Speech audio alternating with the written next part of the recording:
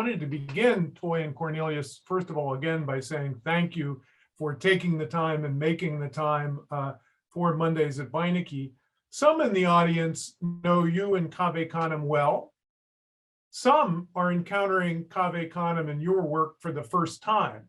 And so I wonder, to get us started and at this quarter century anniversary, if each of you could talk a little bit about the origins, the why, the where, the when, the who, the how of Cave Canem from the beginning. So I love you calling us dynamic. We're the dynamic duo, right? I guess we are. I guess we are, Toy. So are we Lennon and McCartney, or are we Jagger and Richards? Let's find out. History will tell us. Right? It just is a lot of fun. Yeah, it is. Let's start there. Right, let's start there. A lot of fun. You know, Cornelius and I think it was a whole thing of just falling in love when we were teaching together at a conference, and we were, of course, the only Black people teaching, and I had brought a few students of mine, but it was a situation that we were always in most places, to be the only ones. And of course, you know, we had a lot of enjoyable dinners and conversations about this, and becoming friends, you know, over time. And what happened for me, I'll just tell you right up front. One evening I walked into the dining room and I noticed all the white people on this side and all the Black people on that side. And, you know, I started saying to myself, oh my God, which side should I sit on? It was like high school, you know? Yeah, high school. Like you went into the high school cafeteria and you had to decide whether you'd sit with the white people or the Black people. And so I was going through all this in my head, you know, people asked me to come teach and blah, blah, but that would be bad, you know, my students would feel bad. And I looked up, and Sarah, Cornelius's wife, and Cornelius were walking ahead of me toward the Black folks. And I instantly fell madly in love with Cornelius and Sarah. And I trusted them. That was the main thing. Trust came immediately and deeply into me, because a lot of times, you know, when you're questioning and you have a partner or a buddy or a friend who at that moment happens to know where they're going, it's a good thing. Yes, yes. And so that began a wonderful relationship of trust. And because I had been thinking about doing something like this for many years, but I wanted to do it all alone, me, the big one. And, you know, and it turned out I couldn't do it alone. It wasn't for me to do alone. And that's when this wonderful dynamic process came into the picture. What do you think, Cornelius? Yes, Toy. I think you start with the right location. It starts with friendship, right? It starts with friendship And a good time. And a good time, you know. But also beneath it, this idea that, of course, you know, it really was us going up against something we've all been going through, and still continue to go through, depending on where you are.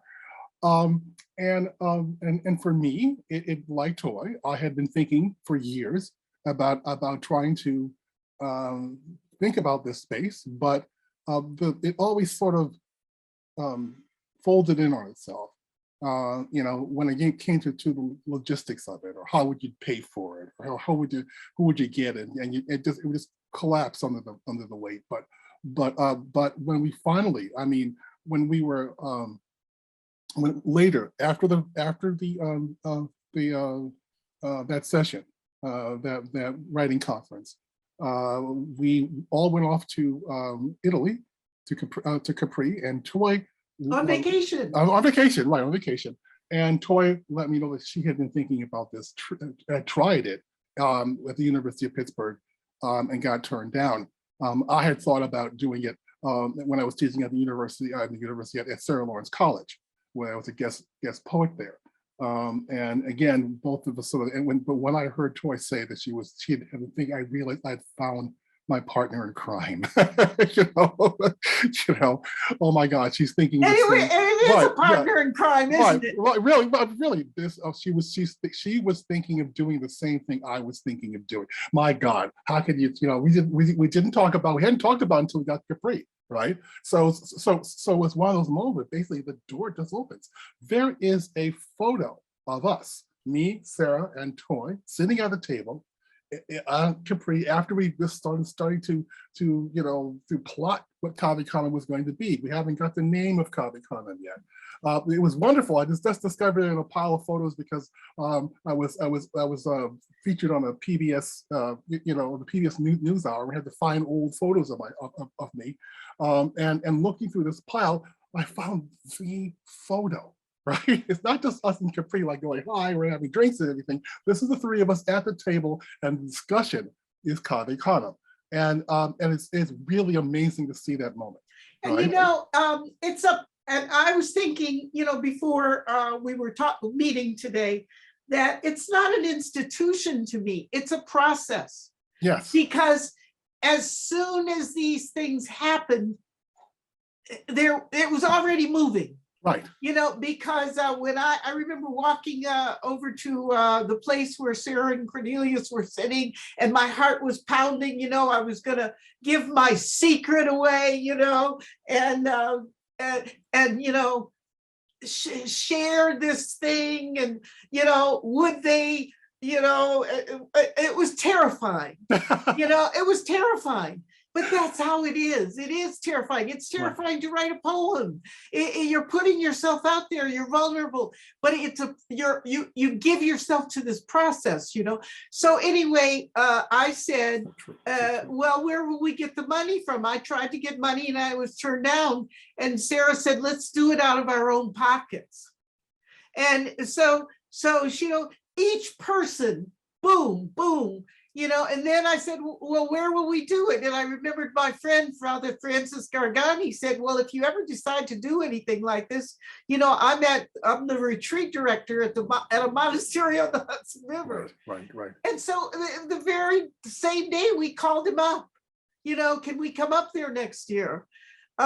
And then the next day we went to Pompeii, and there on the House of the Tragic Poet is the black dog, Cave Canem.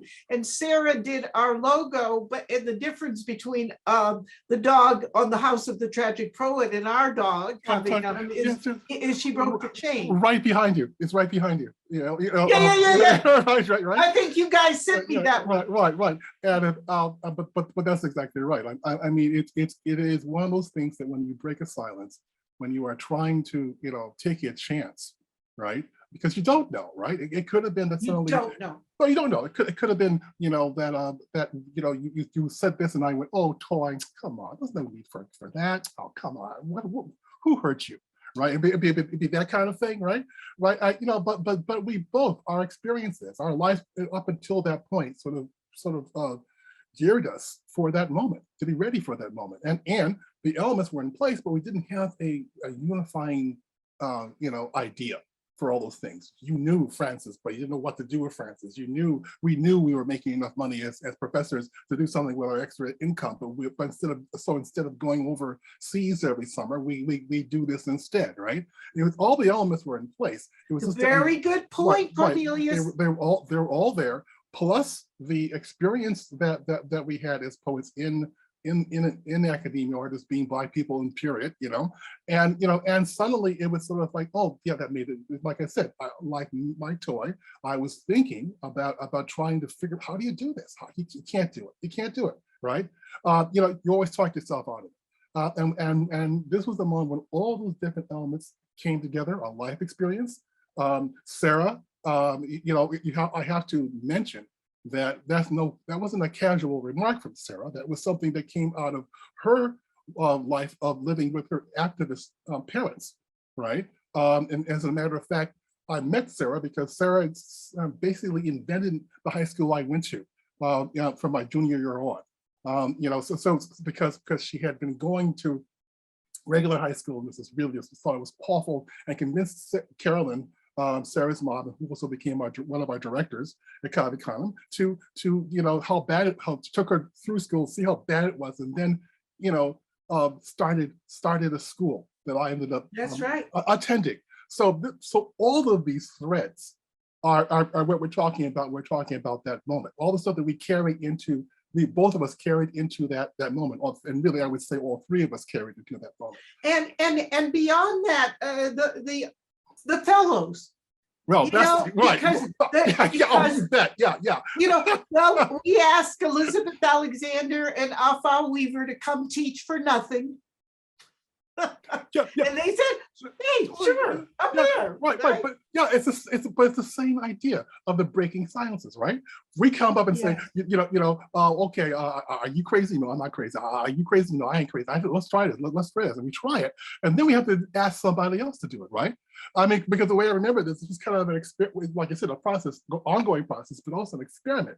We really didn't know, if it really was needed. We didn't really know that people would come if we actually put out the advertising for it, right? So again, we're extending ourselves and saying, are we crazy? Right. And the thing of it is, I felt like with the first night of Cave Canem, I felt like I was at my birthday party. It was like my 7-year-old birthday party. It's like people were coming, right? And you just had that feeling. Cornelius and I walked around saying, "Who's in charge here?" Because it was like way beyond what we ever knew or imagined, and yet, we did. Really well, I was gonna say, we the knew secret. We didn't know, but we did know. You know what I mean? I mean, we didn't know how it was going to turn out, right? Or whether they're going to like each other, or whether they turn on each other. So but we did know. Kind of like people get together, kind of thing, right? We're kind of hoping it'd go like that. We couldn't guarantee it would go like that, but it started to go in that direction, right? When people started to recognize each other, when they were all in the space again, suddenly realized this really was their space. It wasn't going to be this location was suddenly, all these other things would come in, these other people, these other poets would come in. It really was just for them. We had the opening circle, and that idea, of having a circle. So where everybody is looking at everybody else, it's not everybody sitting in chairs watching. Right. That's what I mean. Exactly. Okay? Yes. Right. It's everybody in this circle.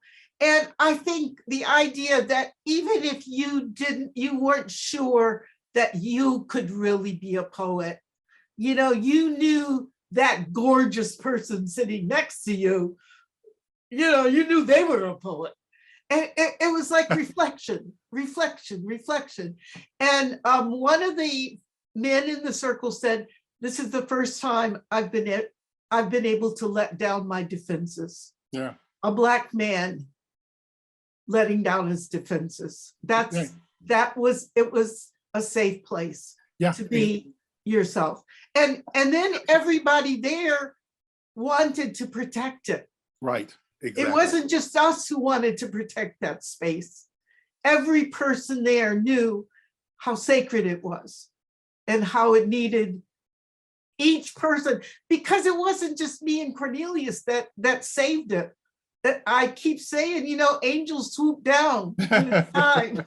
Right when you think you're going, bam! Right. Well, like I said, we knew what that was. We knew that this was a unique situation, right?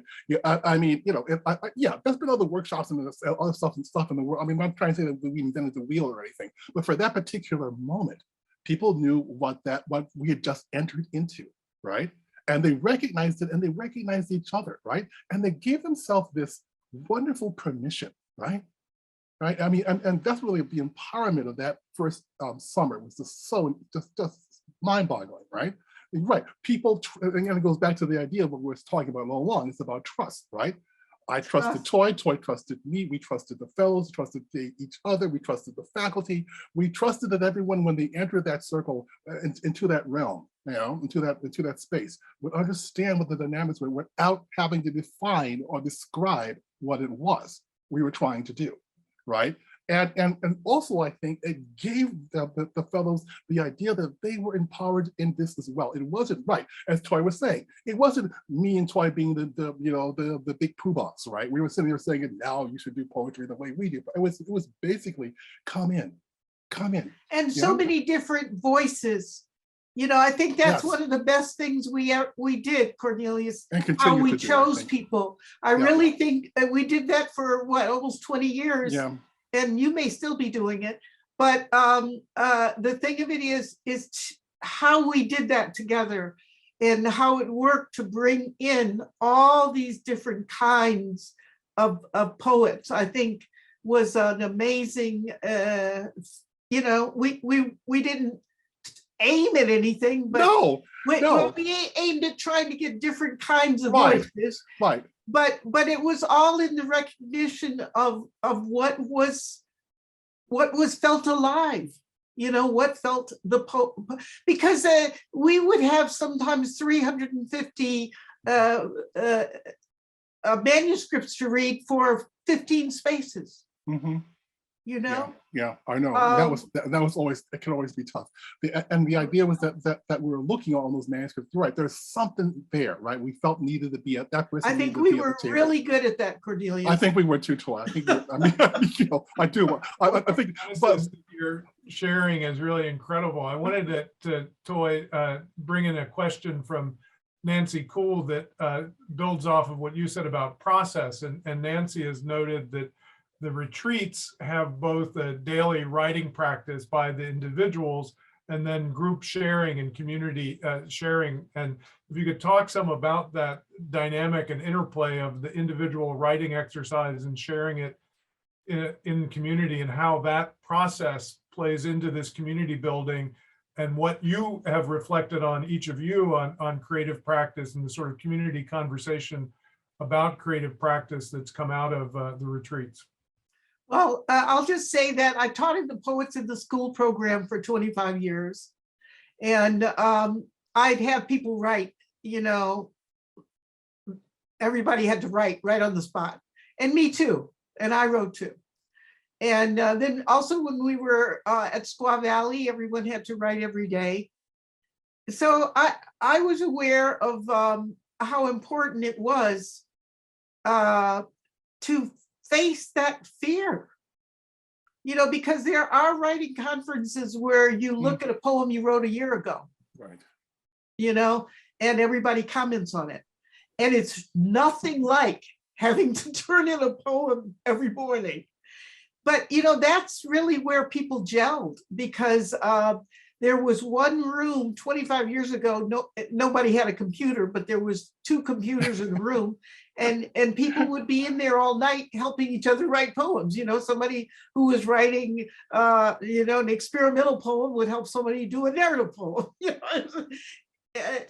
So I know Cornelius can say more on that. No, that's exactly right, Toy. That's exactly what that was, right? And to go back to this idea we're talking about earlier, about process and talking about trust, that's when it starts to forge itself into a community, right? When they realize that they can actually help each other. It isn't sort of like, I gotta be, like a lot of programs, we'll go unnamed, we'll not name, where basically you're there to impress your professors and get to the top of the heap, right? And if you're in my way, baby, but at Cave Canem, it was sort of like, no, this is a community. This is going to be something where we all sort of like, we all have a stake in this, and we help each other. We don't get in the way of each other. We try to help each other. And the other thing I thought was incredible about that was that it was this idea that, like you were saying, Toy, suddenly they realized that the arc of African American poetry was really broad. It wasn't sort of like, oh, we're all writing this, because really, quite frankly, for a lot of people, African American poetry to this day is this, right? the anger, the politics, the rhetoric, right? And what they were hearing was that it was that they could hear the different ways people who are African American are poets, right? Now, some people are on the mic, some people are off the mic, some people are academic, some people are, some people are formalists, some people are not formalists. So the person who isn't a formalist is in a workshop with someone who is a formalist, and suddenly they realize and look over and say, oh, yeah, oh, is that it? I can do that, right? Why do I think I couldn't do that, right? And suddenly all this stuff gets rubbed up, and the formalists, here's the person who's on the mic, and suddenly realize, wow, that's some nice freedom there, I don't, and they just sort of like rub off, right, on each other, and they encourage each other. Encourage and challenge. And challenge each other, right? I mean, the A game for Cave Canem is not something where basically, it's a pass-fail thing, but it's sort of like you rise up to the moment and bring your best self to that moment during the reading, right?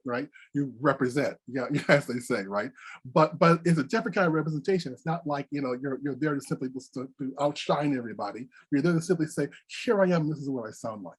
And somebody will then come up and say after that and say, I really like that. It was really cool. I like what you did. Or come up and say basically, man, I heard that, but yeah, about this. Let's talk about this. And they go off to a corner and start talking about a certain part of the poem. They all raise each other up. It was an incredible thing. It still is an incredible thing to see. The workshops, to me, the two secrets of Cave Canem is number one, me and Toy picking the poets, the range of poets that we did, and number two was the workshops themselves, where you have stabilized group of people in one room, and then the faculty comes in and rotates for that week. So it's not only the fellows doing for each other, it's the faculty coming in and showing what turns them on as a poet, right? What they really care about. It's never the same thing. And I want to say something here too, that these things that are policies and look institutional, we decided these like walking down the hall. Yeah. It's like, oh yeah, well, maybe people could stay 3 years. They're wondering, can I come back next year? Maybe they could stay 3 years. Oh, well,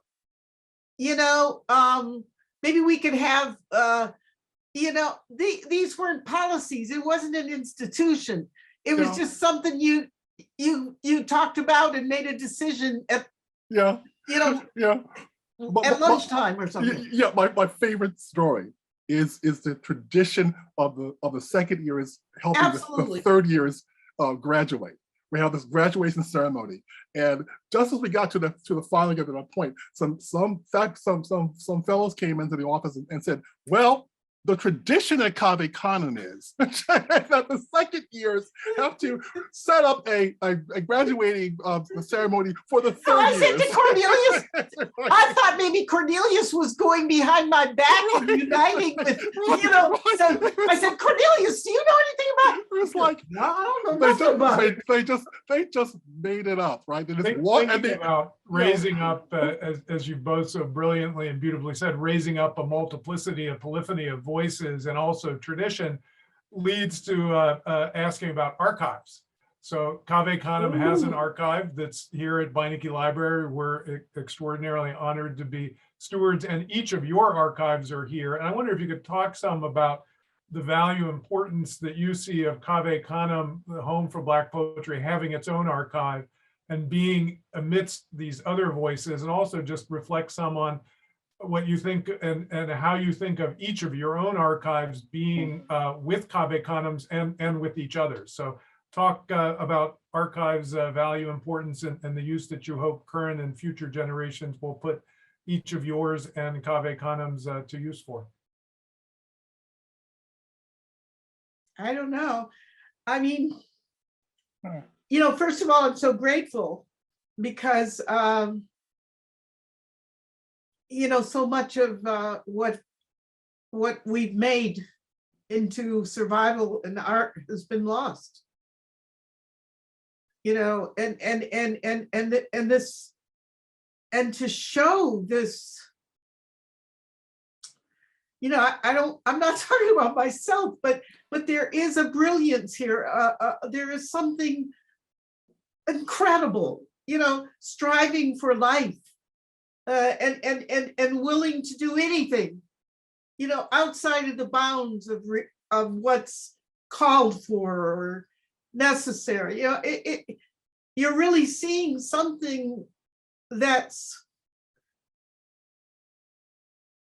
I don't know, I think it's miraculous is not a good enough word, but, you know, and so I think, you know, having an archive is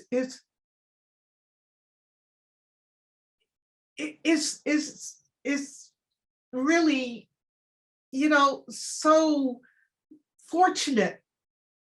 You know, I think maybe it's another one of those miracles that happened beyond what Cornelius and I had thought about or planned, but it happened, and it is happening. And I think, I don't know what we're going to find out. That's what's so amazing, that I think we don't know what we're going to find out, but it's going to be really good. Yes.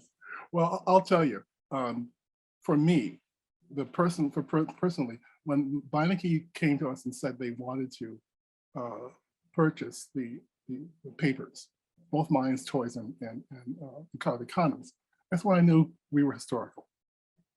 That was the moment that I really knew that, for no uncertain terms, this is a historical moment, an historical group of people. You know, I am, and you're right. Where you know, and it really is. It really sort of reflects this idea of some place where basically, you know, in a culture that basically ignores or deep sixes, or, you know, jumps over so many accomplishments, you know, of African American life, voices, you know, writing, poetry. You made me think about a moment when I was in the library, you know, doing a program for in Schaumburg, doing a program for Sterling A. Brown, and how complicated Sterling A. Brown's literary career was, primarily because no one was paying attention to it. It wasn't that he wasn't writing, it wasn't that he wasn't producing, it wasn't that he wasn't publishing. But when I went to the archives and started those archives I'm looking at, all of the reviews that I saw about his was only in Black journals, right? So I get that. I get that. And personally, I'm a library kid, right? Basically, I'm a lot of my psyche is formed by libraries. You know, the first encounter I had, you know, was when I was a kid, and I reached my you know, ratty ghetto home, you know, in Rochester, and crossed the river to this great, beautiful building called the Rundell Memorial Library that had all these goodies that was out there in the world. In the reading room of that library, they had tables. They had two machines. One machine could, for 25 cents, would get you a writing tablet, and for a nickel you'd get a pencil, right? And that's when I started that journey upon writing and reading that leads me up to right now. And for that little skinny kid, you know, sitting in that reading room, who wouldn't even dream, you know, then that something that at some point in my life would intersect the Beinecke Library. And you know, so for me, there's a really deep connection here with the idea of preservation of things that will be going forward. And Toy is right. We don't know what's going to happen, but I do know it will be here, right? It's going to be good because it's a moment that will be sort of like looked at and returned to again, most likely. Who were they? What were they doing? What were they thinking? What were their arguments? What were they fighting over? What did they agree with? And here's the body of work, right? it just to pick over, to go back to isolate, and put on display. All of this is now in play, right? And I don't, like Toy, I don't know what's going to happen with it, but I'm glad it's here, and I'm very happy that Beinecke took this step to me, so like to reassure me personally that I think Cave Canem, will, in some way, shape, or form, even if it doesn't go on as an organization, it will go on as that idea. I hadn't thought about it before, but when I was a kid, I was out of school at 3 and my parents didn't get home till 5. So the library was my babysitter. That's right. Safest place in the town, right? And so maybe it still is. Right. Maybe the Beinecke is my babysitter. Right. Yeah. I love one of my first jobs was the shelver in the Princeton Firestone Library. So I know you wrote your first book there. Where I wrote my first book. So for me, like I'm a library kid, right? I mean, it's just one of those things for me. I'm geeking out, right?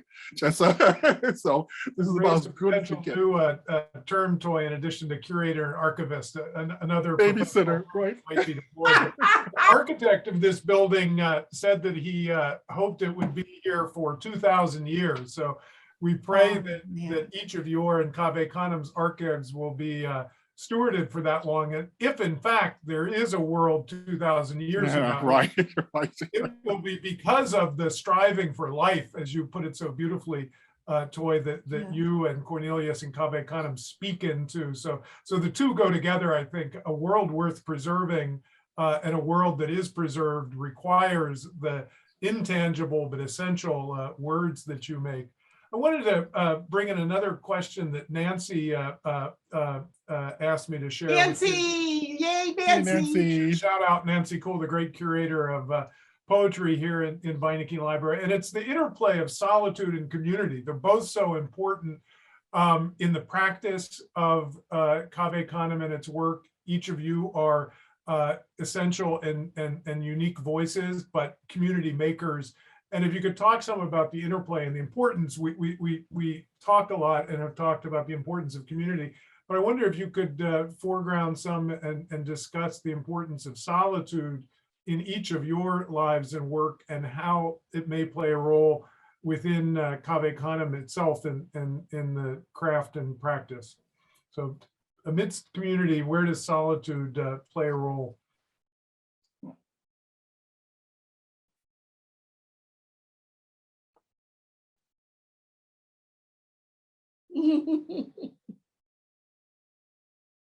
Solitude. Yeah. Well, I need a lot of it. I know that. Yeah, I just need a lot of it. I think poets probably do need a lot of it. It's an interesting question for Cornelius because, he plays with his band so much. So I am curious about that. But I do want to say that I need solitude, but I also need other poets desperately. I don't think I could be a poet, and I don't think I'd be alive without poets. I mean, really, I don't think I would have made it.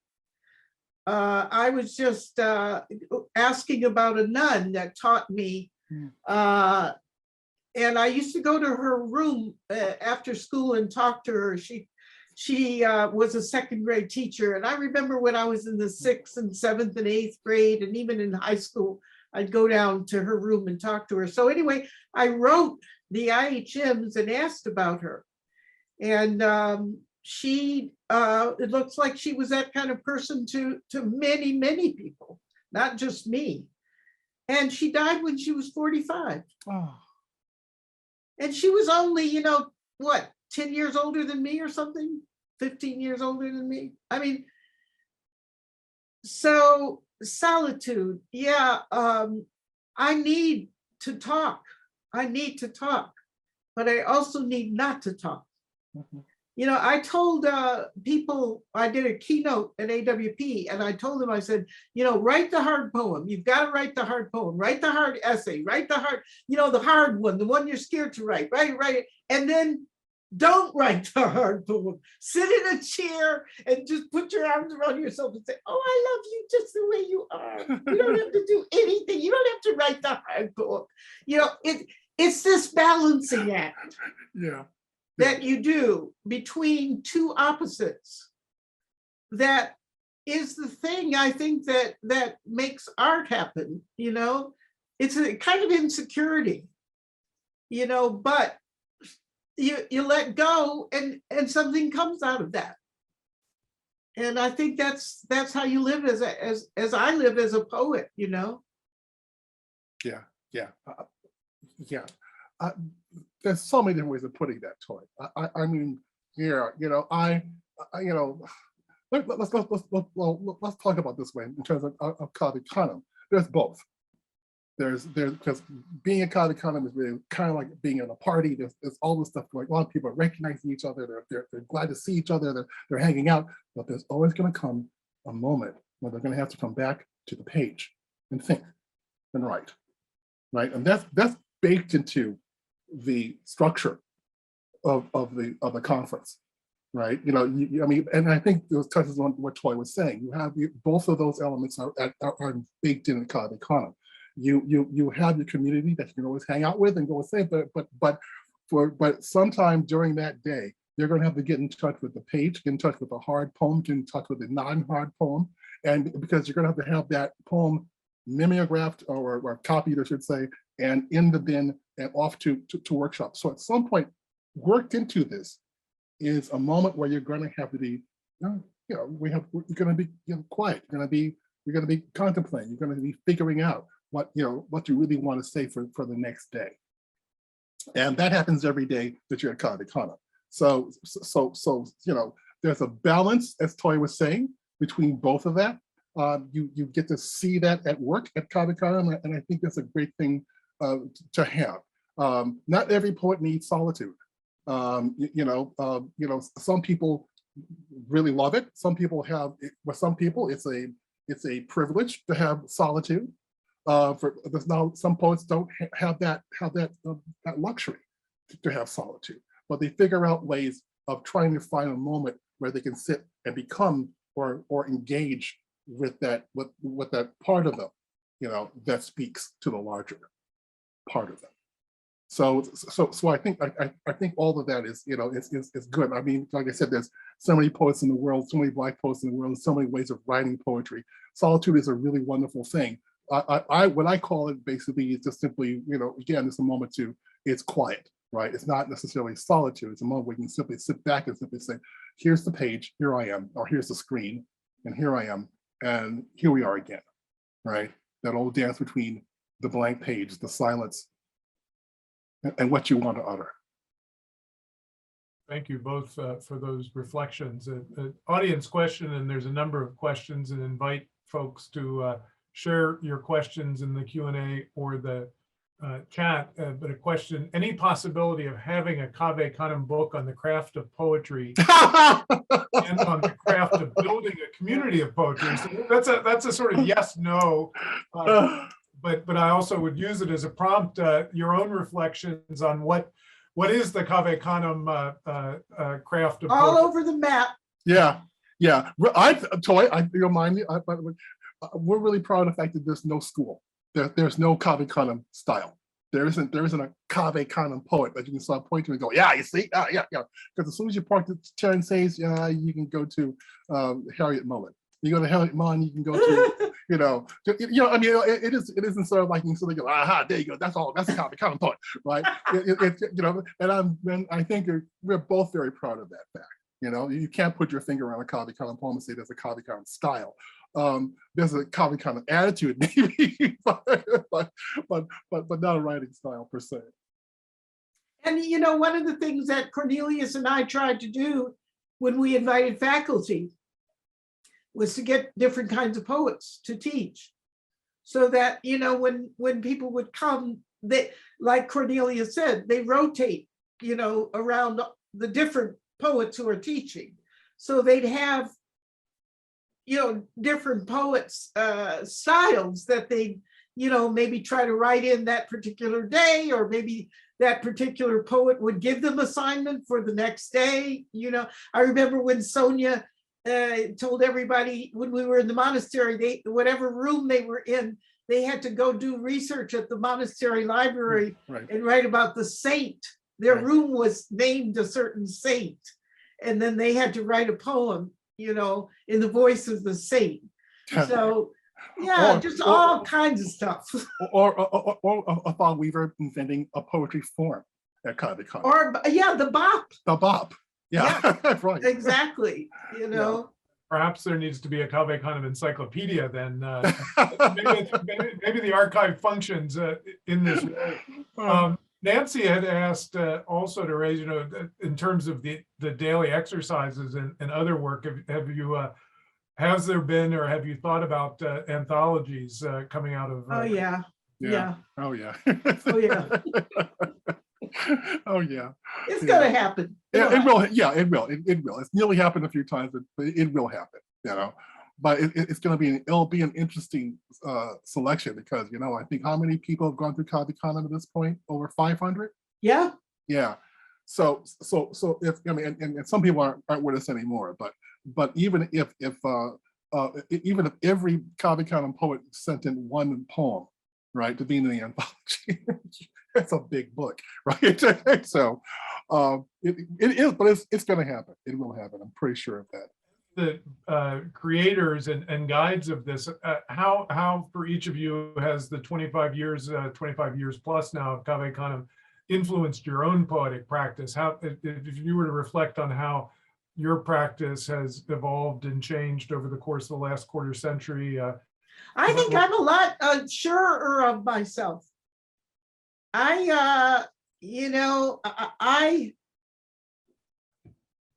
The last Cave Canem, maybe not the last, but a couple, maybe it was the last Cave Canem, because it's been 2 years now. Right, 2 years, yeah. And I was so scared, but Cornelius and I get up in the circle at the very beginning and say something to the fellows. And I told the fellows, I didn't feel worthy to be the co-founder of Cave Canem, because it seemed to me I was supposed to be in some kind of role, like I was a leader or something. Right. Right. And I just felt so, sometimes I thought I'm not a good poet, whatever that syndrome is where you're unworthy. I mean, I had that big time, but I'm getting better. Yes. Really, I think, yes. Yes. I think everybody grows. I think, part of it is being able to be yourself and be accepted and know you're okay. That, it's like anybody in Cave Canem, I have a feeling I could just sit down next to them and tell them the worst secrets of my life. and it would be okay. And just that sense of safety and acceptance, it has changed me. Yeah. I think we can talk. Both can say that it's a transformative process. Also, we jumped over this idea about the faculty, of course, because for the faculty it's the same deal. For a lot of the faculty, it's the first time for a lot of them that they ever taught an entire African American workshop, right? And that can be, I remember Michael Harper being a little messed up over it, right? When he came, because you don't know what you're going to get. You don't know how people are going to respond to you, right? And if you're faculty, you're known and you come with a history. So there's also those things as well. And if you're biracial, right? Or right? I know. I'm different. Am I going to be accepted? Right, or am I going to be? Well, all of the kind of prejudices of the African American community fall upon my head when I walk into this circle, right? am I too this, am I too that, am I too gay, am I too, am I too academic, am I too white, that's the fear that they bring into it. You reminded me, sometimes we would joke, Toy, that basically, if we were applying for Cave Canem now, we probably wouldn't get in, right? Right. Oh, yeah. Right, but That was scary. yeah, because they really are, they're amazing writers. But it's one of those things where basically for Toy, it made her feel, a lot, safer. It made me feel bolder, I think. So that's what it's done for me, and that's why I'm doing music, for example. And I felt bolder being safer. Well, that comes from that. The same thing. I think we're talking the same thing. But hey, I got to tell you something that I just realized. What? I hope I can say this. What? Because people might want to know why we're such good partners. Yeah. What? Cornelius is like, I don't know if I want to know or not. This. What are you thinking? What are you thinking, Toy? I think that I always knew that Cornelius loves Cave Canem the way I do. Yeah, absolutely. I think I always knew that, and knowing that, yeah, it sort of made everything okay. Yeah, I knew we would figure it out. Yeah, I hope that's also part of what's partly at the center of all this too. That's what's radiating out from us, right? What is it? That idea that we both truly love Cave Canem and we really love the people there. I think that's one of the things that kind of radiates when we're together. It's sort of like, hey, this is it. Hey, this is the joint. This is the greatest place to be. Come on, we love this, right? We love you, right? We're glad you're here. It's one of those things that basically, it sounds kind of petty, but it really is kind of not at all. But it's really sort of it's important. So basic. It's right? so basic, So much of this I've also felt, again, it's like there's so much intangible about Cave Canem. That's right. Right, but you just can't put your finger on and say, yeah, that's how it works. We can break it down like this because they did this with the budget and then they turned this in. You can't break it down that way. That's from the get-go. There's always been the intangible about Cave Canem, about why it works, why we don't, because we didn't always go around saying this is the way Cave Canem works and this is the way we're going to do it. And Toy and I will always, hey Toy, let's start to lead. It wasn't that kind of deal, right? It was, but there was this unspoken, intangible idea about what it was and where it could go and how we could push it, how we could expand it, right? That, as we got further down the line, right, and started to get a board together and started getting funding, all that kind of stuff, it gets more defined. But it's still, to this day, there's this little intangible thing about Cave Canem, right? The relationship between Cave Canem and the fellows, the relationship between Cave Canem, and the faculty. This idea that this how we kind of, figure this out every year, even though we've been doing it now for 25 years. It always, there's a little part of it. I hope it's always like that. I really do. Yeah. It's so hard because I know institutions get to be institutions. Right. But I do hope it keeps rolling like that. Me too. And bring in some questions. And there's lots, by the way, of love and appreciation for your craft of love and safety and boldness that you've been talking about in the chat and the Q&A. And thank all the audience members for their comments and questions. But not surprisingly, since it's the 25th anniversary year, there's a number of questions about the future. And so I will just read two questions from the audience that get at this and allow you to respond as you wish. The first is, 25 years from now, when you celebrate 50 years, what would you like to say was the primary way that Cave Canem had changed over time? And then Cave Canem has grown so much, thankfully. What's next? More retreats, international retreats. So respond to any of those specifics if you want, but think ahead the next year and 25 years, where do you hope Cave Canem might go? It's up to the board. Mm-hmm.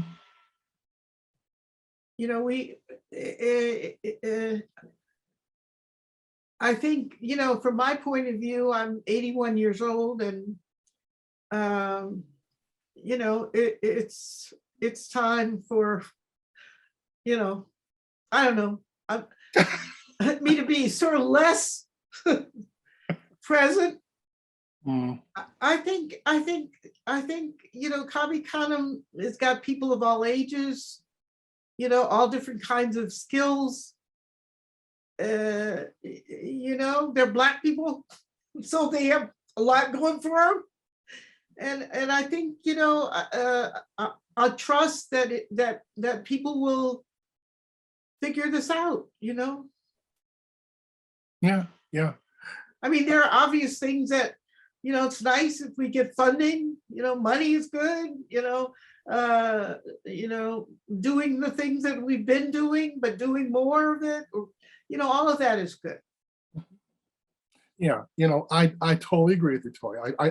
I'm going through a little bit of this right now. Right now, as I speak to you, I'm the interim director of Poets House. Poets House is going through a transition right now. And as Toy says, a lot of this is going to be determined by the board, right?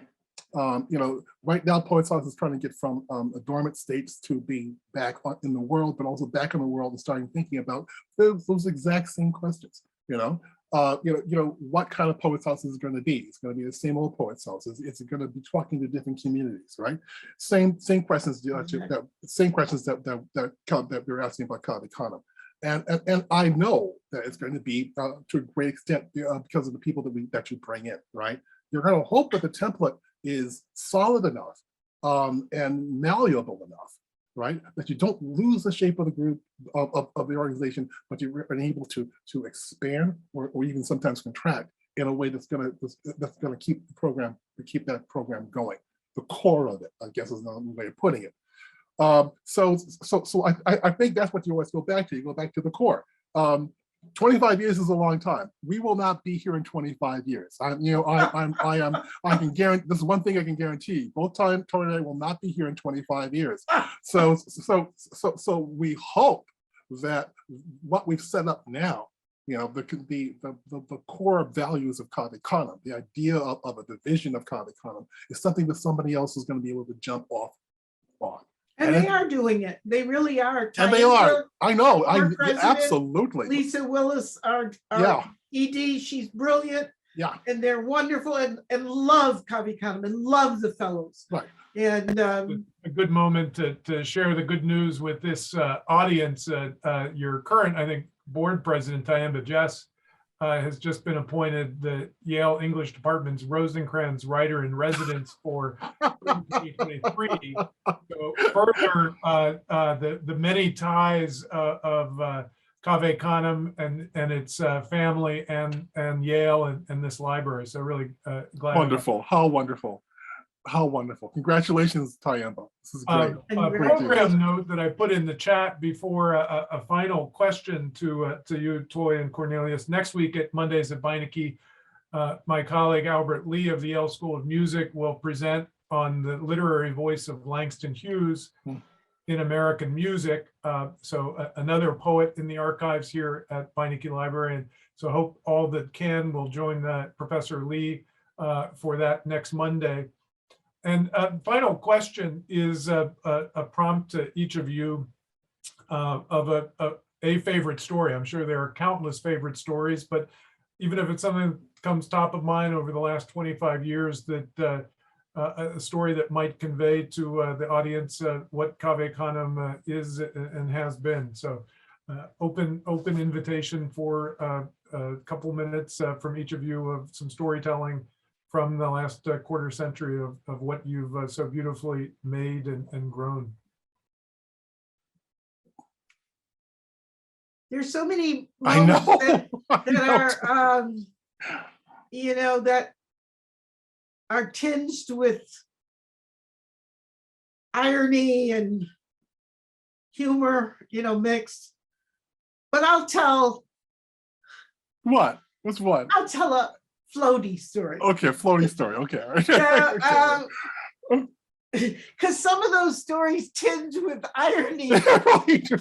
Maybe we should tell them. I don't know. I don't know. Okay. Anyway, one night we had the closing circle out at the monastery. You're going to tell that story. You are. Okay. And we were all outside. No, I'm not telling that story. Okay. We were all outside, and it was this big, huge circle.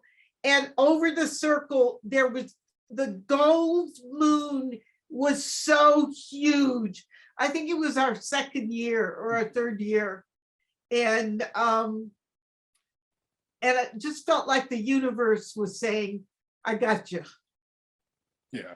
I got you. Yeah, that's a good idea. That's floaty. That's very good. That's floaty. You did it. You did That's it. floaty. Yeah, that's floaty. No But it's name, really no true. names I to mean, it mention. really Yes, happened. right. Yeah. And I so saw that. It was right over our circle. Yeah. And I just felt the universe had us. Yeah.